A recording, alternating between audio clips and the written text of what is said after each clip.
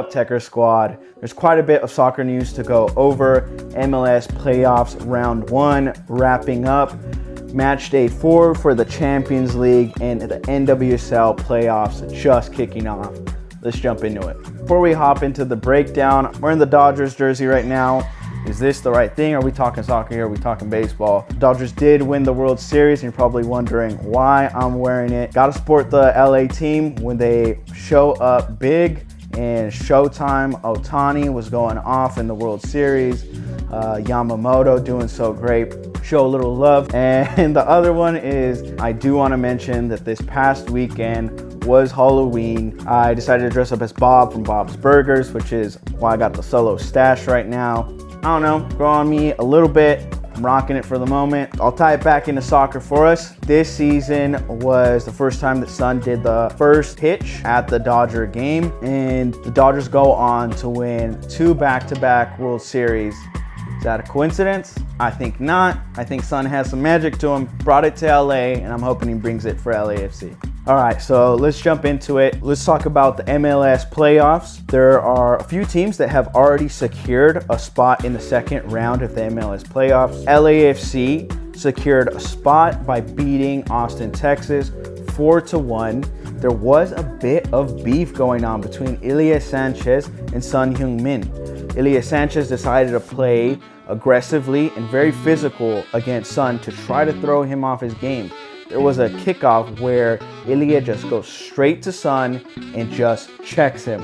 Son goes down to the ground. Ilie, the competitor he is, decided to lay it on to Son. It reminded me of, if you watch basketball, the moment where Kobe was playing for the U.S. national team and he's playing against his teammate Pau Gasol. And to make a statement, the first thing he does when it starts is he said, "I'm going to run into the chest of Pau Gasol." And that's exactly what he did to make that statement. Ilie was doing the same thing, playing the mental warfare of the game and being a true competitor. There's a lot of LAFC fans that were giving flack to the legend that Ilie Sanchez is for LAFC. He won the MLS Cup with LAFC and scored the winning goal in penalty kicks. Everyone's saying that's dirty. I don't respect him anymore as a player, even though everything he's done for LAFC. I'll let you know, I lost no respect for Ilie Sanchez. That man is a competitor, and that's what he goes out there and does, and that's what he gives his teams.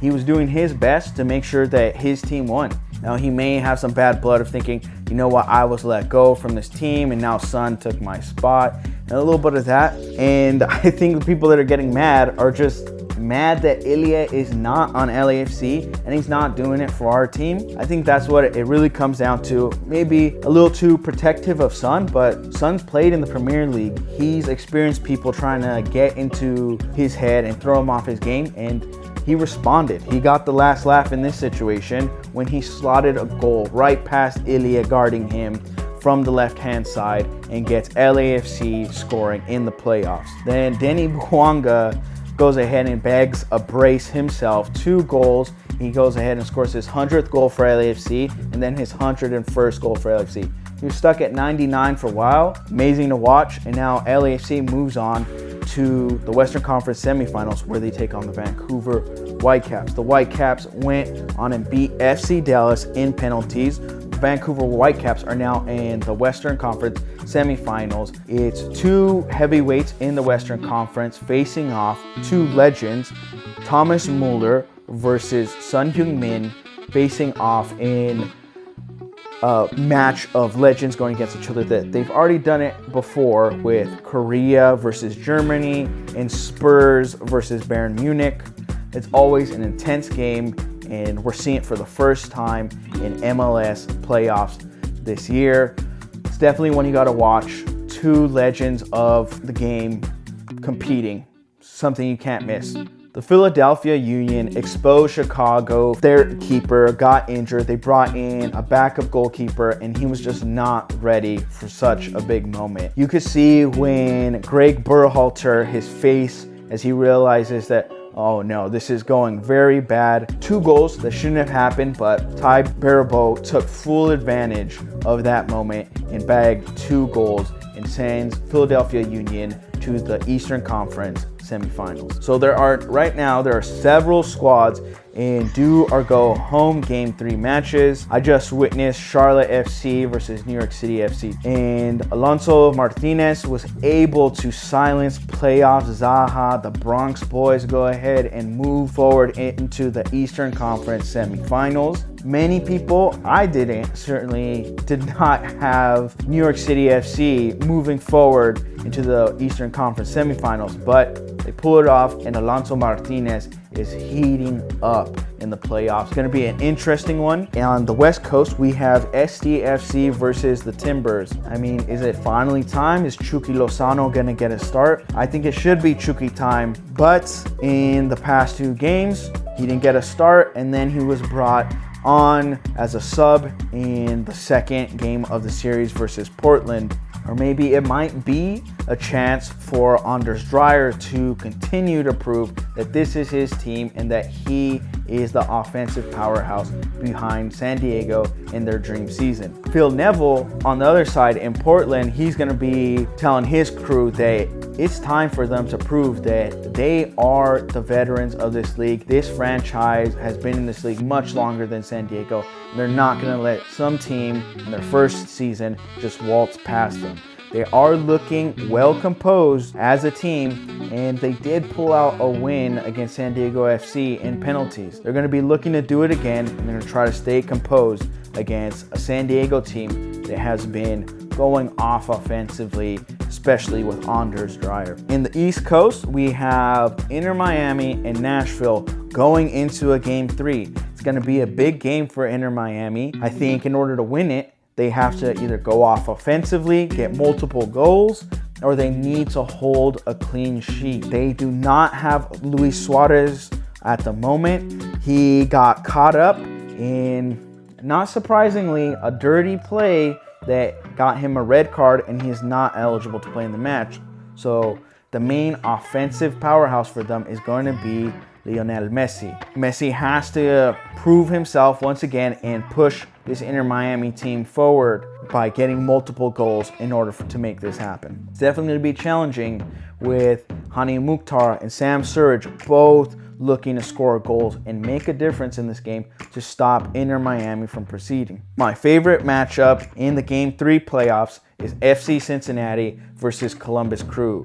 The Columbus Crew are booming after a 4-0 win where they silenced Evander and FC Cincinnati all together, kept them to 0 goals in the game and go off for 4 against them. This Hell is Real series is heating up, and it's time for FC Cincinnati to either prove that they're going to get their revenge against Columbus Crew from the 2023 playoffs where they got knocked out and then Columbus Crew went on to win it, or Columbus Crew is going to prove that they dominate the Hell is Real rivalry in the MLS playoffs. Whatever you do, I would not count Evander out. He's a key player for FC Cincinnati that could make a difference. Over in the Champions League, Bayern Munich atop the UEFA Champions League standings. They played PSG in Matchday 4 of the Champions League, and Luis Diaz pulled off a brace where he got 2 goals in the first half and then got a red card in the second half. 2 polar opposites, and he put in a challenge on Hakimi that many are saying was a horror tackle, a horror challenge, that it was a bad one on him, that he shouldn't have been making that kind of challenge, which I don't really agree with.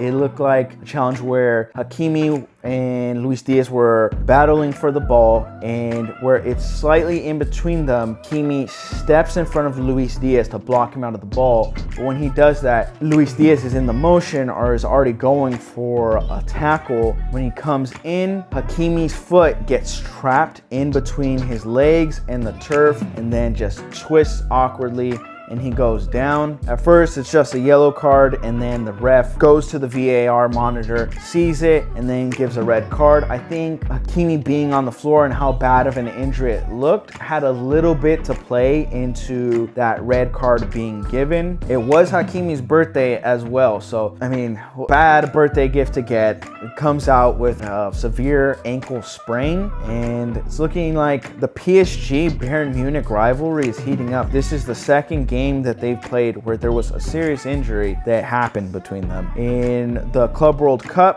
there was Donnarumma when he was the keeper for PSG battling for a ball with Musiala, and Musiala came out of that with fractured fibula and a dislocated ankle. And then in this game, Luis Diaz goes in for a tackle and Hakimi comes out of it on his birthday with a severe ankle sprain. So this rivalry has definitely been going back and forth, especially after 2020, Bayern Munich pulled off a win in the finals against PSG. So is this becoming Bayern Munich's biggest rivalry in Europe? I mean, it definitely is looking very intense. I wonder what's going to happen in the next game. Hopefully there's not serious injuries like this moving forward, and it just continues to be great football. But Bayern Munich, they were down to 10 men, and João Neves pulled off a header goal, and he still looked dangerous in the last minutes of the game. But Bayern Munich hold on to pull off a win against the champions with 10 men, and they go top of the table in UEFA Champions League, just above Arsenal, only beating them by goals scored. The other game that I think you got to talk about is Liverpool bouncing back with a win over Real Madrid. Real Madrid did not look as offensively organized and that they were getting in as much chances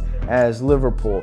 And it's a surprising one considering that Real Madrid currently have Mbappe and Vinicius Jr. backed by Xabi Alonso, that is the Mr. Undefeated in the Bundesliga. So it was a surprising one to see that Liverpool was able to look like the better side. At the end, they could have gotten more goals, but the goal that made the difference in a 1-0 win was a header by Alexis McAllister from a corner kick. Usually people are used to seeing the Van Dijk header go in. McAllister pushed it in. You know, a win is a win, and Liverpool will take it and are glad to see themselves back in the winning column in the Champions League. The other game you gotta mention in Matchday 4 for Champions League is Club Brugge versus FC Barcelona. It seemed like Club Brugge figured out how to beat Hansi Flick's high line with Barcelona. It reminds me of when Bayern Munich and Hansi Flick ended the relationship when that high line just wasn't playing as well and defenders were getting beat and goals were just going in. In this case, Club Brugge played out a game against FC Barcelona where it ended 3-3. Lamine Yamal had a goal and then another one that he put in the box, but Club Brugge made the high line by FC Barcelona just look bad. Like they could not keep up. If you do not have pacey center backs that can keep up, this high line goes bad very fast. I've seen it with Bayern Munich. And I think Hansi Flick and Barcelona got to figure out something when their high line is getting exposed. What do they switch to? Where do the defenders move? Do they sit a little bit further back? Or they have to find a way to go ahead and counter when a team is just looking for the counterattack, the right pass to just get past those center backs and put a goal in. All right, the NWSL playoffs are underway. KC Current takes on Gotham FC in the first round. KC Current are strong favorites. I mean, they've had an amazing season, and I still feel like that is an understatement. Just to go over some of it, they were undefeated all season at home, and they only had 3 losses. They finished the season with 21 wins, and the nearest team to them was the Washington Spirit with 12 wins. On the season, they had a winning percentage of 80%, which is absolutely crazy. I mean, I know for some people the numbers don't automatically mean something to them, but that's near levels of efficiency that matches Bayern Leverkusen under Xabi Alonso. During that season, they were about 80% as well, getting a lot more draws than KC Current did this season. So they're definitely dominating the NWSL. And in this game, going against Gotham FC, they are the clear favorites. The person leading the way for the Current, without a doubt, has been NWSL's Golden Boot winner, Temwa Chawinga, with 15 goals. She has been going off, has an absolutely amazing story of wanting to constantly get better and made her way to the NWSL and wanted to prove that she could play with the best. And she's done that. The past 2 seasons, she's proven herself as a great goal scorer for the team, and she is prepared to push her team to the next level. And the owners over there have great ambitions of saying they want to be the best team in the world. And with the season they had, I think they might be one of the best women's teams in the world at the moment. But as the team is a heavy favorite, I don't think you can count Gotham FC out. They have Esther Gonzalez, a Spanish striker that has proven herself to show up in big games. And they have the U.S. Women's National Team player, Rose Lavelle, who can make big impact passes and change the game, both scoring and moving things in the middle of the park. Both of them cannot be underestimated. It's not going to be an easy win for KC Current.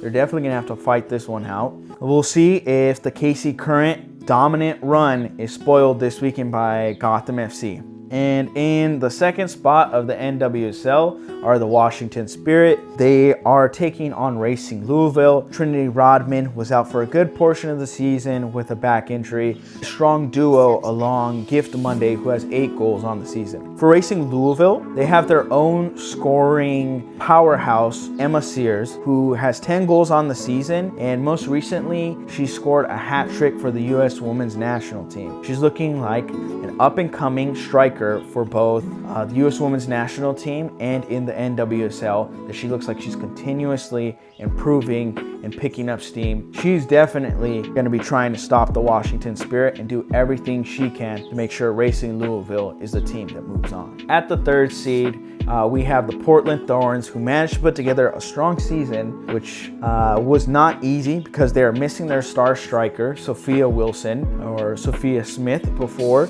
And in her absence, Olivia Moultrie has stepped up and bagged 8 goals on the season. It has been a bit of a struggle for the Portland Thorns without Sophia Wilson, but Olivia Moultrie has been looking good. The Portland Thorns are set to take on the San Diego Wave, who look like a strong side on decision day. I'm a Wave fan and couldn't take my eyes off of the screen when San Diego Wave's Dudinia pulled off a goal against KC Current. If they would have won that game, it would have pushed them into the 3rd spot in the NWSL, but KC Current were able to go ahead and come back and score 2 goals and win the game. Dudinia is looking very good for San Diego Wave. She has 5 goals in 10 matches, and I really think she could be a big difference maker for the Wave in their postseason run. In the 4th seed is Orlando Pride. I did witness their game where they went ahead and beat the Seattle Reign. The Orlando Pride, the champions from last year, go ahead and move on, and they did it all without Barbara Banda.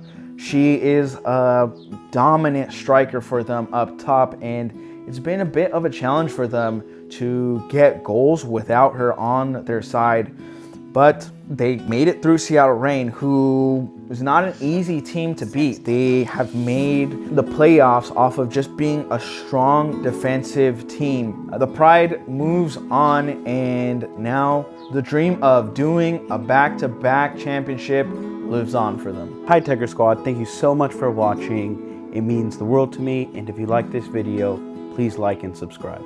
I tried my best to get this video out, but I noticed that the games are going on as I was making this and editing this video, so that's why it just seems a little awkward, the recording, but I put the results in there of the ones that did happen. And let me know in the comments how your MLS bracket is doing. I know mine has already kind of blown up. All right, thank you for watching, and see you in the next Tigers Breakdown.